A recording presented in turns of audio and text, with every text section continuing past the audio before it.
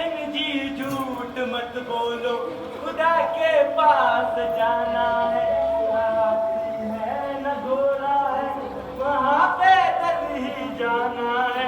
सजन रे झूठ मत बोलो, खुदा के पास जाना है, ना हाथी है न घोड़ा है। पहचाना? नहीं, कोशिश करो। क्यों कोशिश करूं? वैसे ही क्यों? सुबह सुबह मेरे पास लोगों को पहचानने के अलावा कई काम होते हैं, समझा? अरे भाई, नाराज क्यों हो रहे हो? मैंने तो इसलिए कहा कि पिछली बारी मैंने तुम्हें 20 रुपए दिए थे ना, सोचा कि तुम्हें याद होगा। क्या याद होगा? तुम या तुम्हारे 20 रुपए? जो लोग मुझे 200 रुपए देके जाते हैं ना, मैं तो उन्हें भी याद नहीं रखता। फिर तुम क्या बना हो? मैं बना नहीं, दशरथ हूँ, गाँव हरिपुर धार का। वैसे तुम्हें तो पता ही होगा, यहाँ मेरा मुकदमा चला है। अच्छा, ये साथ में मोहतरमा कौन है? तुम्हारी बीवी है क्या? क्या नाम है इनका? कैकई या कौशल्या? भाई क्या नाम सुना बक रहे हो भाई? मैं क्यों कैकई या कौशल्या होती? मेरा नाम बर्फी है।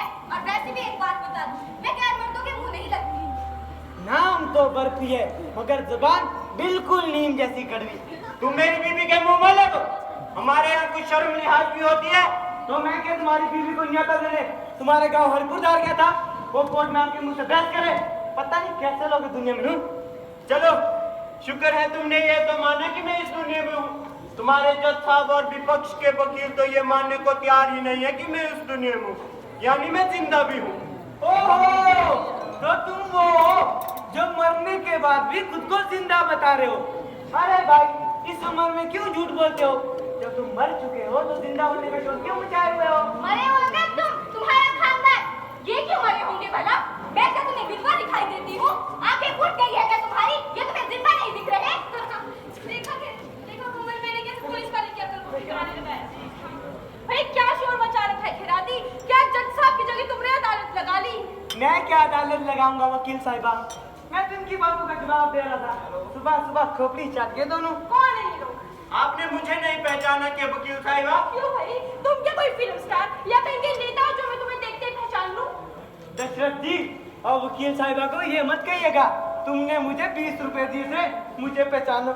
ये क्या बक रहे हो खिरादी? वकील साहिबा, जब मैंने भी आपकी तरह इन्हें नहीं पहचाना ना, ये मुझसे कहने लगा, याद नहीं मैंने तुम्हें 20 रुपए दिए है, मुझे पहचानो।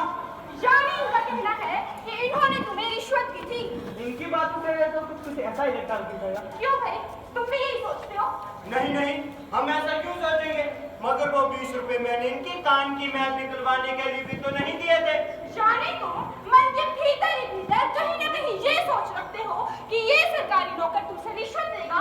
अरे मैं इस कोर्ट में नहीं जरूर हूँ, मगर ये पक्का जानती हूँ कि ये आदमी जो हर मंगलवार और शनिवार को व्रत रखता है, तुमसे रिश्वत नहीं ले सकता। मगर वो 20 रुपए तो मैंने शुक्रवार को दिए थे। देखा वकील साहिबा, कैसी जुबान चल रही है इसकी? ये वही लोग हैं जिन्होंने पूरे सिस्टम को बदनाम कर रखा है। आज हमारा देश मंगोल और रूस से आगे जाने की तैयारी कर रहा है और ये लोग 20 रुपए को रिश्वत मान रहे हैं। मुझे तो इस बात का दुख हो रहा है, मैं पैदा हो गया। खैराती जी, सांझ को कभी आंच नहीं आती, लोगों का क्या है? उन्होंने तो सीता मैया पर भी इल्जाम लगा दिया था। ये सीता मैया बीच में कहाँ से आ गई? पर वैसे तो हमें संपूर्ण रामायण में हमने तो उसमें ऐसा कहीं नहीं पढ़ा कि सीता माता पे 20 रुपए की बदनामी वाली बात की।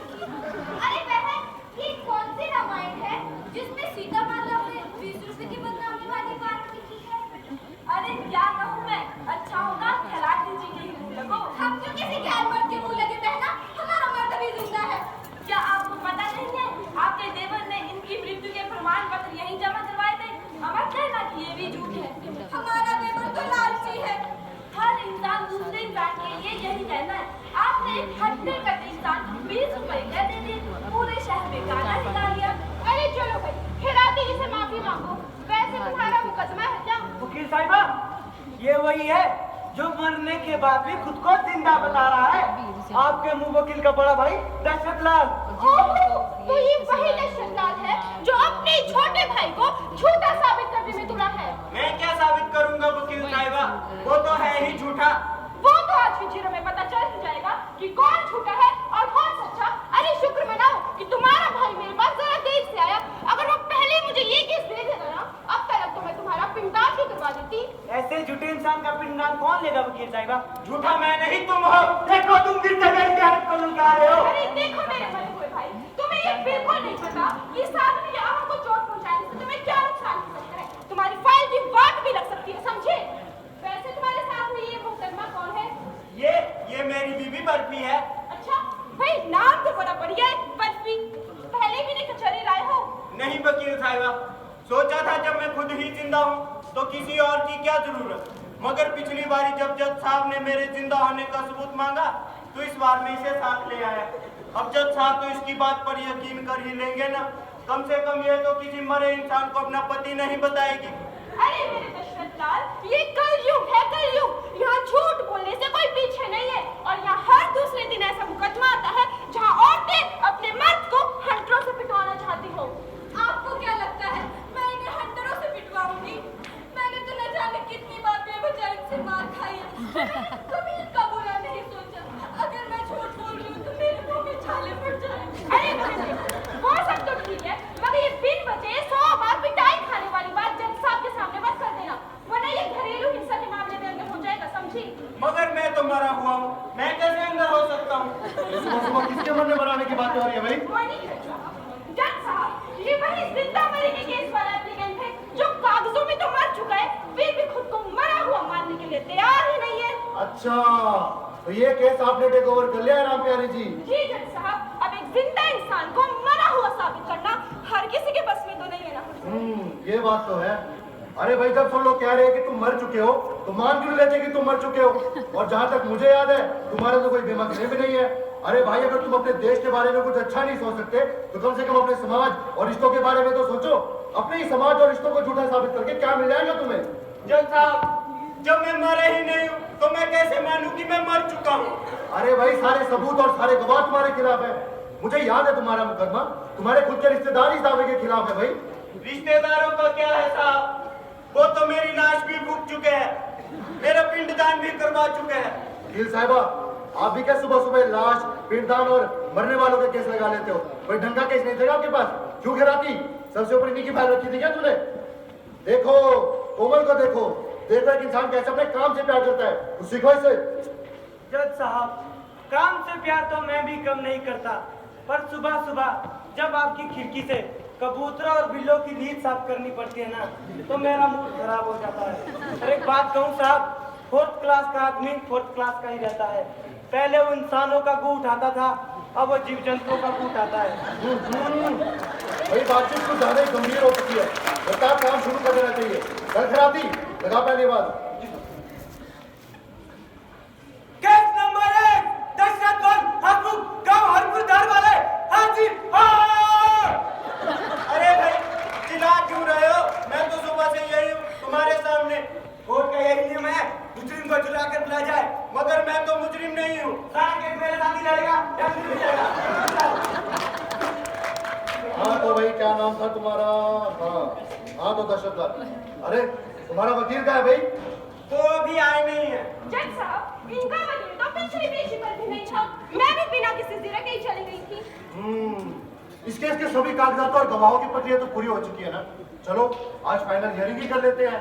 पिछली पेशी में तो हमारे वकील साहब के लड़के ने 2 रुपए का सिक्का निकल लिया था, इसलिए वो नहीं आ पाए थे साहब। तुम्हारे वकील साहब का लौटा सिक्का निकल गया, तुम्हें सरकारी कागज निकल गए।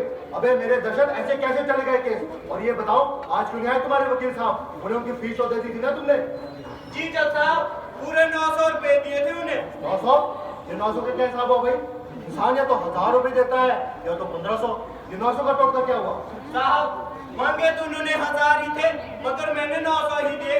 तो साहब 100 रुपए की उन्होंने मुझसे अपनी दवाई मंगवाई। मोबाइल भी हो गया? नहीं साहब, फिर वो साहब उन्होंने मुझसे अपनी बवासीर की देसी दवाई मंगवाई थी, लंबे बैठ के बाहर से। बहुत माने हुए बैठे साहब। तुम्हें कैसे पता? वो मैं खुद अपनी बवासीर का इलाज उनसे करवा चुका हूँ।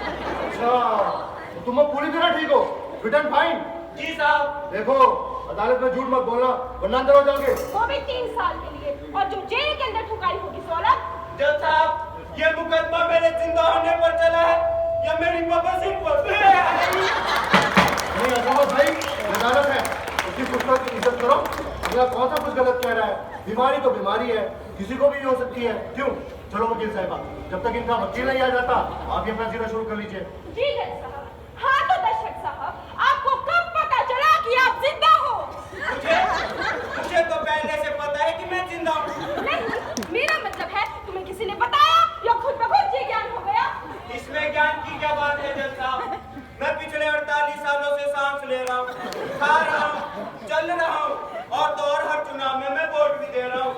इस बार भी मैंने 12 नवंबर को अपना वोट दिया है। ये रही मेरी इलेक्शन की पर्ची। लेकिन इस पर्ची से ये कैसे साबित होगा कि आप जिंदा हैं? वोट तो कोई भी नकली दशरथ बनकर भी कर सकता है ना, क्यों जज साहब? बात तो आपकी सही है वकील साहिबा। दशरथ जी, आपके पास कोई बैंक के कागज, पर्चे या फिर लोन के दस्तावेज वगैरह है? नहीं साहब, हमने जिंदगी में कम खा लिया मगर कभी किसी बैंक या सरकार के आगे हाथ नहीं फैलाया। हम लोगों ने कोई लोन नहीं लिया साहब। अरे वो सब तो ठीक है, पर पहले आप अपना वकील बुलवाओ भाई। जज साहब, अब इनका वकील आ गया होता तो कुछ ढंग से जिरा हो पाती, मुझे तो नहीं लगती। तेज बारिश हो रही थी तो थोड़ी देर हो गई। वकील साहिबा, बारिश तो ठीक है, पर आपके साथ ये बारिश का हमारा दूसरा शख्स कौन है भाई? सर यही तो दशरथ का छोटा भाई गजब सिंह है, जिसने अपने भाई के मरे हुए होने का दावा किया है और इसीलिए तो आज मुझे अपनी छतरी में भी जगह दी। अच्छा, यानी देश में अच्छे दिन आ गए हैं। अपोजिट पार्टी वाले भी दूसरे के वकील को छतरी दे रहे हैं। वही बढ़िया है, बढ़िया है। चलो ये चालू करो। जी जज साहब। हाँ तो दशरथ साहब, जब तक आप अपने जिंदा होने का कोई ठोस सबूत इस अदालत में पेश नहीं करेंगे तब तक आप इस देश के लिए मरे हुए माने जाएंगे। है कोई ठोस सबूत आपके पास? वकील साहिबा, मेरा सबूत तो मैं खुद हूँ, फिर भी आप चाहो तो मेरी बीवी से पूछ सकते हो। मैं इसे सबूत के तौर पर यहाँ लाया हूँ। ये सबूत नहीं, सिर्फ एक गवाही है दशरथ बाबू, और जब समय आएगा तब हम इनके भी झूठ को बेनकाब करेंगे। मैं कभी झूठ नहीं बोलती वकील साहिबा। अगर आपको यकीन ना हो तो आप मेरे पर्स से पूछ सकती हैं। अच्छा, तुम्हारी गवाही तुम्हारे मर्द से ले लूं और तुम्हारी मर्द की गवाही तुमसे ले लूं? बेवकूफ समझ रखा है कि इस अदालत को? चुपचाप से बैठी रहो अपनी जगह। नहीं वकील साहिबा, ये गलत है। आप एक महिला से ऐसे ऊंची बात में बात नहीं कर सकते। अरे भाई, वो गांव से आई हुई महिला है, उसे क्या मालूम कोर्ट कचहरी का? उसे जो बुरा लगा उसने बोल दिया। लेकिन जज साहब, हम इनकी तरफ कुछ ज्यादा नरमी तो नहीं दिखा रहे। आपका इशारा किस तरफ है वकील साहिबा? बोलो बोलो, खुलकर बोलो। आपको क्या लगता है कि मैं इनसे अपने बवासीर के मसों के लिए हमदर्दी दिखा रहा हूँ?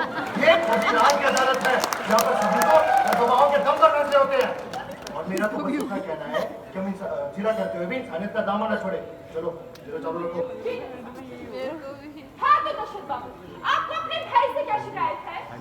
जज साहब, मुझे बस इतनी शिकायत है कि इसने मेरी थोड़ी सी जमीन और घर पर कब्जे की खातिर अपने ही भाई को मरा हुआ साबित किया। लेकिन अदालत के पास तो तुम्हारी मौत के प्रमाण पत्र भी है। ये प्रमाण पत्र झूठे हैं जज साहब, वरना गांव में कौन किसी की मौत का प्रमाण पत्र बनवाता है? यह सब एक साजिश के तहत हुआ साहब। तो गांव के लोगों ने जो तुम्हारा 13वीं का भोज खाया था, क्या वो भी झूठा था? जी बिल्कुल। वैसे भी आजकल के लोगों का क्या ईमान है, उनका तो कोई हिसाब है। जहाँ देखी तब अपराध, वही गुजारी सारी रात। वाह, जुमलेबाजी तुम अच्छे कर लेते हो। चलो मान लेते हैं तुम्हारे घर वाले, गांव वाले, रिश्तेदार सब झूठे। मगर उस समय तुम्हारी बीवी ने ऐसा क्यों नहीं कहा कि तुम जिंदा हो? क्या उस समय वो भूखी हो गई थी? तब उसे भी पता नहीं था कि मैं जिंदा हूँ। उसे क्यों नहीं पता था कि तुम जिंदा हो? क्योंकि तब मेरे बारे में यह अफवाह फैल चुकी थी कि मैं कुंभ के मेले की भगदड़ में गंगा जी में बहकर मर चुका हूँ। जबकि भगदड़ में दबकर मैं थोड़ा घायल जरूर हुआ था और वहाँ बने अस्थायी अस्पताल में मैं अपना इलाज करवा रहा था। 2 महीने तक? जी, दरअसल मैंने मुआवजे के चक्कर में अस्पताल से छुट्टियां नहीं ली थी। सरकार ने घायलों को 25,000 का मुआवजा देने की बात कही थी ना। हर रोज अफसर आजकल कहकर यूं बात को टाल रहे थे। बस उन्हीं पैसों के चक्कर में मैं वहीं पड़ा रहा। जज साहब, थोड़ी देर पहले ये व्यक्ति यही कह रहा था, मैं सरकार से पैसा नहीं लेता, लूट नहीं लेता, मदद नहीं लेता, वगैरह। हाँ, मैं कह रहा था, मगर वो पैसा तो मेरे हक का पैसा था। तो तुम्हें वो पैसा मिला? जी नहीं, बाद में वो अस्थायी अस्पताल भी बाहर से हटा दिया और सरकारी अफसर भी मुआवजे से मुकर गए। आखिर में उन्होंने मुझे बस गांव तक का किराया देकर टरका दिया। तुम जो 2 महीने वहाँ अस्पताल में थे, उसका तो कोई ना कोई कागज तुम्हारे पास होगा ही। दरअसल मेरी तीमारदारी के पैसे सिखाने के चक्कर में उन्होंने मेरा नाम ही बाहर से हटा दिया था और मेरी जगह किसी और का फर्जी नाम बाहर डाल दिया था। अच्छा जी, मतलब आपके पीछे तो पूरा सिस्टम ही पड़ा हुआ है। चलो मान लेते हैं, फिर भी 2 महीने अस्पताल में रहते हुए तुमने अपने घर में, अपने गांव में किसी को चिट्ठी पत्री क्यों नहीं करी? दरअसल मैं नहीं चाहता था कि मेरी दिमागदारी कब्जे से मेरे घर वाले, खासतौर पर मेरा बेईमान भाई ले। यानी तुमने पैसे बचाने के चक्कर में अपनी बीवी तक को दुखों के समंदर में अकेला छोड़ दिया। तुम्हें ये तरस नहीं आया कि उस पर क्या गुजरी होगी? मुझे क्या पता था कि मेरे मरने के बाद गाँव में फैल चुकी है। फिर भी 2 महीने घर से बाहर रहना किसी शरीफ आदमी का तो काम नहीं हो सकता ना सर साहब। जज साहब, मैं अपनी इस गलती को मानता हूँ, मगर इसका मतलब यह तो नहीं कि मुझे मरा हुआ साबित किया जाए। मुझे मेरे ही घर जाने पर मेरे ही घर से बेघर कर दिया जाए। मुझे मेरी ही बीबी का यार कहकर पुकारा जाए। जज साहब, ये बहुत बड़ा झूठा और ड्रामेबाज इंसान है। मेरी अदालत से गुजारिश है कि वो इसके नकली आंसू पर ना जाए। ये शख्स एक के साथ कई बयान दे रहा है। जज साहब, मुझे अपने वकील दोस्त के इन सब अल्फाजों पर बेहद ऑब्जेक्शन है। कोई किसी गरीब और सताए हुए इंसान के जज्बातों को यूं ठोकरों से नहीं उड़ा सकता। मैडम, अपने अल्फाज वापस लें। Objection overruled. वकील साहिबा, आप अपनी धीरज जारी रखिए। धन्यवाद साहब। जज साहब, कभी ये ठग और बहरूपिया खुद को ईमानदार साबित करता है तो कभी खुद को मुआवजे का लालची बताता है। ये गहरी साजिश है जज साहब। मेरा तो यही कहना है कि इसका पति नहीं बल्कि इसका कोई पुराना यार है जो इस बच्चन के साथ मिलकर बेचारे मरे हुए दहशत की जमीन और मकान को हड़पना चाहते हैं। जज साहब, नहीं वकील साहिबा, ऐसा मत कहिए। हम गरीबों के पास अपनी इज्जत के अलावा और कुछ भी नहीं होता है। हमारी इज्जत को इम्तिहान न कीजिए। हमारी काबिल वकील साहिबा ने मेरे क्लाइंट को जी भरकर बेइज्जत कर लिया है। मेरी अदालत से ये गुजारिश है कि मुझे भी इनके क्लाइंट यानी सत्य के देवता भगत सिंह से कुछ सवाल जवाब करने का मौका दिया जाए। जी। हाँ भगत सिंह, आपको इस बात का यकीन कैसे हो गया कि आपके बड़े भाई की मौत मेले की भगदड़ में हो गई है? साहब, हम सब घर वालों ने ये खबर टेलीविजन पर देखी थी। तो आपने एक आम खबर के आधार पर ये मान लिया कि वो उस हादसे में मर गए होंगे?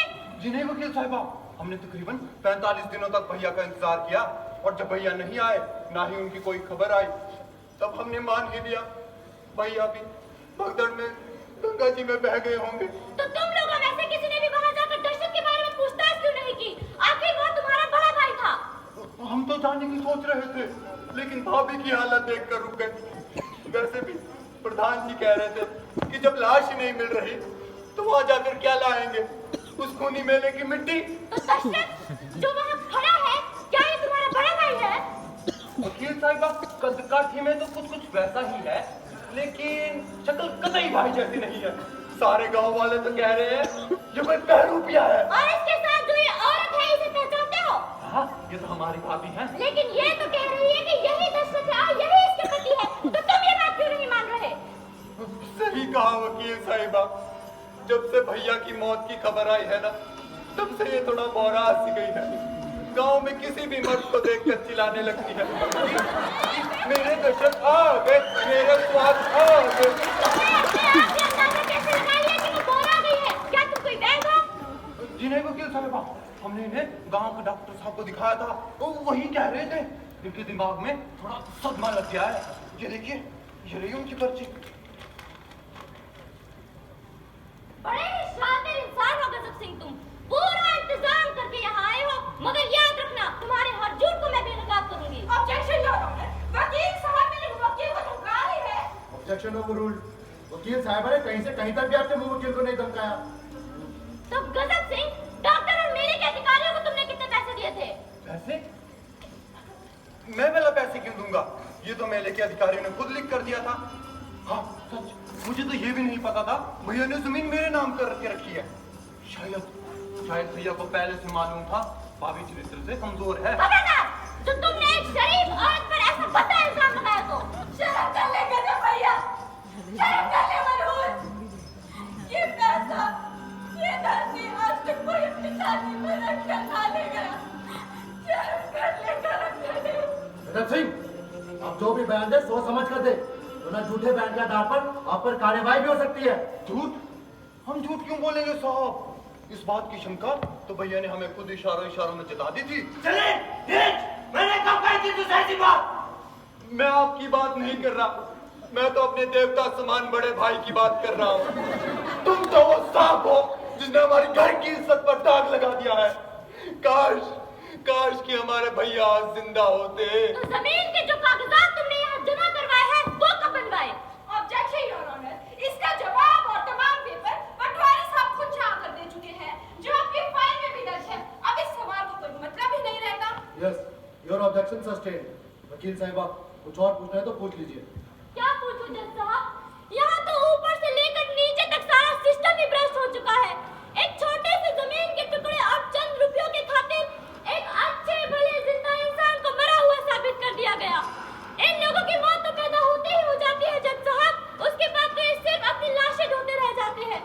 ऐसे लोगों का तो मर ही जाना अच्छा होगा, क्योंकि क्या ही मिल जाता है इनको इस समाज और सिस्टम से। वकील साहिबा, आप तो कुछ ज्यादा इमोशनल हो गए। अगर इस तरह आप जल्दी जरा छोड़ दोगे तो आपका मुंह वकील तो वैसे ही कैसा आ जाएगा। मुकदमा तो ये उसी दिन हार गया था जज साहब, जिस दिन इसके अपनों ने इसका जिंदा होते हुए ब्रह्मोस करवा दिया था। एक गरीब आदमी जो छोटी सी परेशानी से लड़ने पर टूट जाता है, कैसे लड़ेगा वो इस पूरे लूट तंत्र को साहब? शायद मेरे काबिल वकील साहब ये भूल रहे हैं कि कोई चुनाव लड़ी नहीं बल्कि कानून से बनती अदालत है। यहाँ जो फैसला होता है सबूतों और गवाहों की बिना पर होता है। ये ऐसी जज्बाती तकरीरें देकर क्या साबित करना चाहते हैं साहब? मैं कुछ समझी नहीं। आप और मेरी जैसे वकील बात कभी समझ भी नहीं सकते मैडम, क्योंकि हमने हर मुकदमे को सिर्फ और सिर्फ अपनी रोटी के साथ जोड़ लिया है। आज हमारा मकसद किसी गरीब को इंसाफ दिलाना नहीं, बल्कि अपने मुवक्किल को किसी भी सूरत में जीत दिलवाना हो गया है। आज हमारा समाज किसी गैर को नहीं बल्कि अपने को खाने के काम में लगा हुआ है। वो सब बातें तो ठीक है वकील साहिबा, पर अदालत तो सबूतों पर ही चलेगी ना। अब अदालत किसी की गरीबी या अमीरी देखकर फैसला तो नहीं दे सकती। अब अगर दशरथ को अपनी मकान और अपनी जमीन का हक वापस चाहिए तो इसे ये तो साबित करना ही होगा ना कि जिंदा है। मेरा मतलब ये है कि इसे ऐसे साक्ष्य तो देने ही होंगे ना जिसे ये साबित हो सके कि शख्स जो खुद को दशरथ लाल कह रहा है वो अभी भी जिंदा है, जबकि इसकी मौत का हर सबूत मेरे सामने रखा हुआ है। जज साहब, एक फैसला तो आज अपनी अंतरात्मा से दे दो, इस गरीब को इंसाफ दे दो साहब।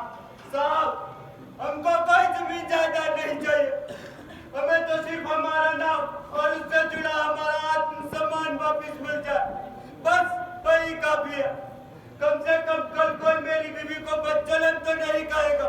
देखिए, अदालत आप सबकी भावनाओं को समझती है, पर अदालत किसी की गरीबी या अमीरी देखकर फैसला तो नहीं दे सकती।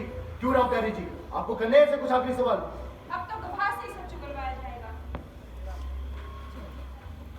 हाँ तो बच्ची बेटी, आप इतने दावे से कैसे कह सकती हो कि ये शख्स आपका पति है? कहीं आपको भी कोई शक या खटका तो नहीं? मुझे कोई शक या खटका क्यों होगा भला? मैं अच्छी तरह से जानती हूँ यही मेरा पति है। मगर आप इतने दावे से कैसे कह सकती हो कि ये शख्स आपका पति है? हम जिसके साथ 25 सालों से रह रहे हैं, क्या उसे नहीं पहचानेंगे? वही तो खुशी कुल्फी देवी कैसे पहचानोगी? उसे छूकर, उसे चिपटकर या किसी और तरीके से? महेश मालूम, गांव की एक शरीफ और भोली भाली औरत से आप इस तरह के सवाल नहीं पूछ सकती है। देखिए वकील साहिबा, गवाह से तो हर तरह का सवाल पूछा जा सकता है ना। हाँ तो बच्ची बेटी, आप इतने शरीर के कोई ऐसे निशान अदालत के सामने पेश कर सकती है जिससे साबित हो कि यही असली दर्शन है। हाँ, वो इनके पीठ पर बाल तोड़ से बने घाव का निशान अब भी है, आप देख सकते हैं। मैं पीठ नहीं, पीठ से नीचे खास सूखी बात करी हूँ बच्ची। ये कैसे बेशर्म से सवाल किए जा रहे मेरी बीवी से? चुप करो, मकान पर चले इंसान।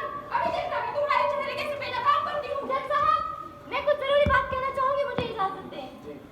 अभी अभी हमारी काबिल वकील साहिबा मेरे मुवक्किल की बीवी को बदचलन कह रही थी। अगर ये औरत बदचलन ही है और पैसों और अय्याशी के लिए किसी गैर मर्द को अपना पति बता रही है, तो इसे तो मालूम ही होगा ना कि इसके शरीर में कौन कौन से निशान कहाँ पर है। तो इस सवाल का क्या ही मतलब रह जाता है जज साहब?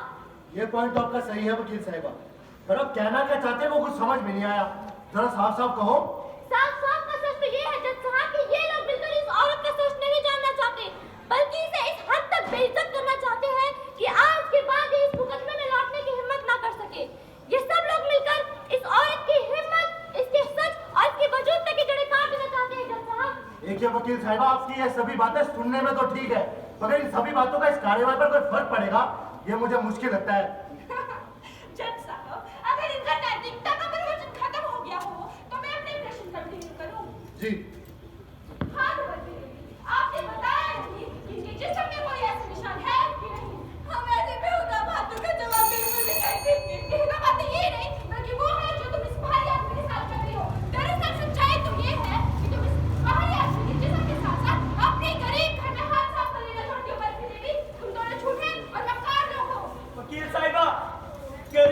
शरीफ इंसान को जिरा की चक्की में जैसा मर्जी पीस लो, पर इनकी इज्जत को यूं ना उछालो। गरीब और शरीफ इंसान के पास जिंदा रहने का यही सरमाया होता है। खराबी वकील साहब, आज मेरी जुबान ना ही खुले तो अच्छा है, वरना ये समाज आज यही दंगा हो जाएगा। पिछले 20 बरस की नौकरी में मैंने बहुत कुछ देखा है। अपनी हाथ में रहो खराती, तुम अदालती कार्रवाई में दखल दे रहे हो। तुम्हें अच्छी तरह मालूम है कि तुम्हारी इस गलती से तुम अभी कभी सस्पेंड भी हो सकते हो। जज साहब, मैं नौकरी छोड़ सकता हूँ, मगर मैं गरीब और शरीफ इंसान को नहीं छोड़ सकता। जज साहब, दुनिया में सिर्फ 2 कौम होती है, एक अमीर की और दूसरी गरीब की, और ये आदमी मेरी कौम से ताल्लुक रखता है। तुम्हें क्या लगता है तुम्हारे भावात्मक डायलॉगों से ये कानून पसीज जाएगा? ये बेचारा दशरथ अपना केस जीत जाएगा। ये दशरथ सिंह अपना केस हार चुका है साहब। मैं तो ये कहूंगा कि आज दशरथ की नहीं, बल्कि हमारी सभ्यता, हमारी शर्म और हमारी संस्कृति के माथे पर जज्बा हर सच की मौत हो चुकी है। रातीलाल, खामोश रहो। तुम नहीं जानते कि तुम्हारी इस गलती का क्या अंजाम हो सकता है। रहने दो भाई, हमें नहीं चाहिए कोई इंसाफ। वैसे भी हमारा जिंदा साबित हो जाने से कौन सा इस मुल्क के बंजर खेतों में बाहर आ जाए। हम जैसे नकारा लोगों के लिए क्यों अपनी नौकरी दांव पर लगाते हो भाई? इन्हें माफ कर दो जज साहब, हमारे मुकदमे को यही खारिज कर दो। इसके एक पेज को गहरी नाली में दफन कर दो। हाँ, मैं मान लेता हूँ कि मैं मर चुका हूँ। मैं कभी भी किसी और से तो क्या, खुद से भी नहीं पूछूंगा कि जिंदा हूँ मैं। देखा जब साहब, इस गरीब ने फिर खुद को हराकर हम सबको जितवा दिया। इनके इसी घमंड को तोड़ना जरूरी है। इन्हें ऐसा फैसला सुनाइएगा कि इनकी अकल ठिकाने आ जाए।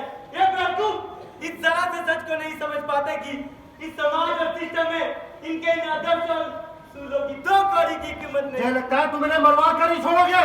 ऐसे लोगों को तो मर ही जाना चाहिए साहब, ताकि कल कोई दहशत ये बताने की हिम्मत न कर सके कि वो जिंदा है। कोई भी दहशत ये बताने की जरूरत न कर सके कि अगर मैं मर चुका हूँ तो मेरे इस वजूद के क्या मायने हैं। कल कोई सिर्फ किसी सरकारी दस्तावेज को चैलेंज करके किसी भी अदालत में यह न कह सके कि जिंदा हूँ मैं।